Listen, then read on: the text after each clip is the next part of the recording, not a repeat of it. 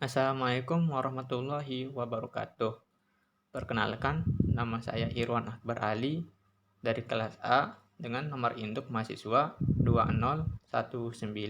201904300048 dengan mata kuliah Praktikum Aplikasi Ekonomi Publik yang diampu oleh dosen Ahmad Ma'ruf, MSI. Pada kesempatan kali ini saya akan menjelaskan mengenai alur penyusunan APBN. Sebelum ke alur penyusunannya, terlebih dahulu kita harus mengetahui dulu tentang pengertian daripada APBN itu sendiri. APBN atau Anggaran Pendapatan dan Belanja Negara dapat didefinisikan sebagai suatu daftar yang sistematis tentang rencana keuangan tahunan pemerintahan negara yang memuat anggaran pendapatan dan belanja negara dan telah disetujui oleh DPR untuk masa waktu 1 tahun. Fungsi daripada APBN. Adapun fungsi dari APBN itu sendiri adalah sebagai berikut.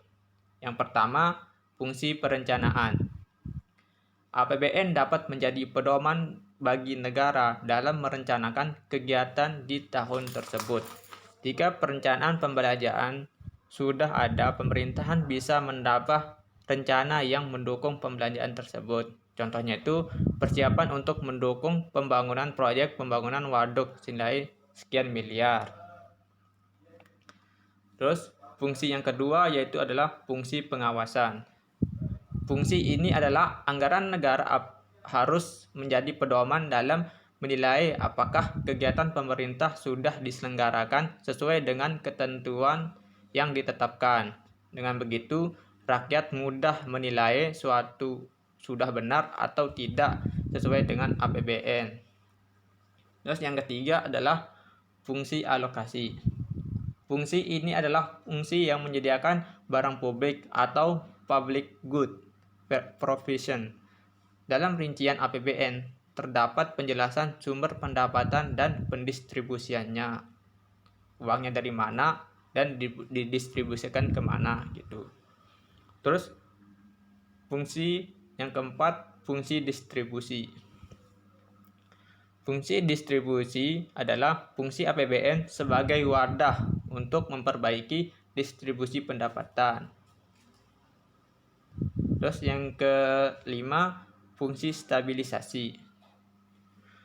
APBN yang dibuat dengan fungsi sebagai pedoman agar pendapatan dan pengeluaran keuangan negara teratur sesuai dengan yang telah disahkan. Hal tersebut akan mempermudah pencapaian beragam sasaran yang telah dibuat. Terus yang selanjutnya itu adalah fungsi pedoman.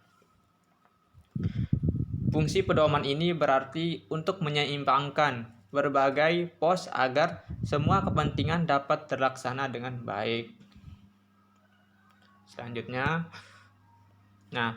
mekanisme penyusunan APBN. Yang pertama itu adalah tahap perencanaan dan penetapan RAPBN atau Rancangan Anggaran Pendapatan dan Belanja Negara. Di tahap ini, pemerintah mempersiapkan rancangan APBN meliputi perkiraan penerimaan dan pengeluaran, skala prioritas, dan penyusunan budget exercise dan perencanaan dan penyusunan RAPBN dilakukan pada setiap periode Januari sampai dengan Juli di tahun sebelum pelaksanaan anggaran.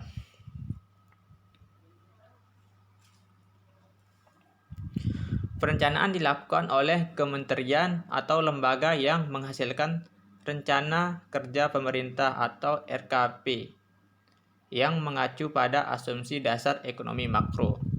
Rancangan tersebut dipengaruhi oleh beberapa asumsi dasar seperti pertumbuhan ekonomi, nilai suku bunga yang akan datang, harga minyak dan gas di Indonesia, hingga perkiraan